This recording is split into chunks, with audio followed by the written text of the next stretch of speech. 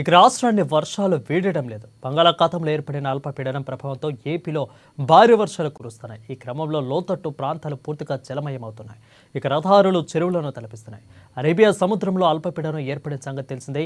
ఇక నైరుతి పశ్చిమ మధ్య బంగాళాఖాతం మీదుగా ఉత్తర తమిళనాడు తీరాన్ని ఆనుకుని ఉపరితల ఆవర్తనం కొనసాగుతుంది. మరోవైపు అరేబియా సముద్రంలోని అల్పపీడన ప్రాంతం నుంచి ఉపరితల ద్రోణి దక్షిణ కర్ణాటక రాయలసీమ మీదుగా దక్షిణ కోస్తాంధ్ర తీరం వరకు వ్యాపించింది. దీని ప్రభావంతో మరో 2 రోజుల పాటు వాయుగుండంగా మారే ప్రమాదం ఉందని, అదేవిధంగా ఈ నెల 23 నాటికి తుఫాన్గా మారే అవకాశం ఉందని అంటున్నారు. ఇక దీని ప్రభావంతో 24, 20 తేదీలో ఉత్తరాంధ్రలో వర్షాలు కురిసే అవకాశం ఉందన్నట్లుగా తెలుస్తోంది. పలు చోట్ల భారీ వర్షాలు కురిసే అవకాశం ఉంది. గంటకు 45 నుంచి 65 కిలోమీటర్ల వేగంతో ఈదురుగాలులు వీస్తాయని వాతావరణ శాఖ హెచ్చరించింది. మత్స్యకారులు వేటకు వెళ్లొద్దని అధికారులు హెచ్చరికలు జారీ చేశారు.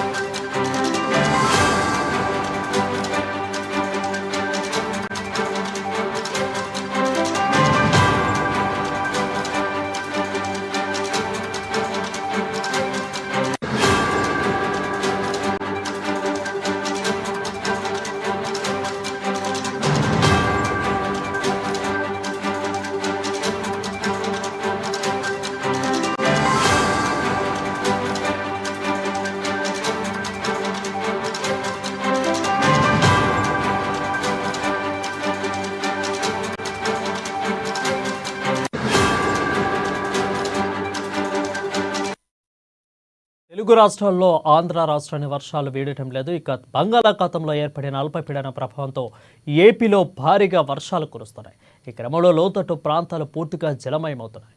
ఇక రహదారులను చెరువులు తలపిస్తున్నాయి. అరేబియా సముద్రంలో అల్పపీడనం ఏర్పడిన సంగతి తెలిసిందే. నైరుతి పశ్చిమ మధ్య బంగాళాఖాతం మీదుగా ఉత్తర తమిళనాడు తీరాన్ని ఆనుకొని ఉపరితల ఆవర్తనం కొనసాగుతుంది. మరోవైపు అరేబియా సముద్రంలోని అల్పపీడన ప్రాంతం నుంచి ఉపరితల ద్రోణి దక్షిణ కర్ణాటక రాయలసీమ మీదుగా దక్షిణ కోస్తాంధ్ర తీరం వరకు వ్యాపించింది. దీని ప్రభావంతో మరో 2 రోజుల్లో వాయుగుండంగా మారే ప్రమాదం ఉందని, ఈ నెల 23 నాటికి తుఫాన్గా మారే అవకాశం ఉన్నట్లుగా తెలుస్తోంది. దీని ప్రభావంతో 23, 24, 20 తేదీల్లో ఉత్తరాంధ్రలో వర్షాలు కురిసే అవకాశం ఉంది. పలు చోట్ల భారీ వర్షాలు కూడా కురిసే అవకాశం ఉన్నట్లు తెలుస్తూ ఉంది. గంటకు 45 నుంచి 65 కిలోమీటర్ల వేగంతో ఈదురుగాలులు వీస్తాయని వాతావరణ శాఖ హెచ్చరించింది. మత్స్యకారులు వేటకు వెళ్లొద్దని అధికారులు హెచ్చరికలను జారీ చేశారు.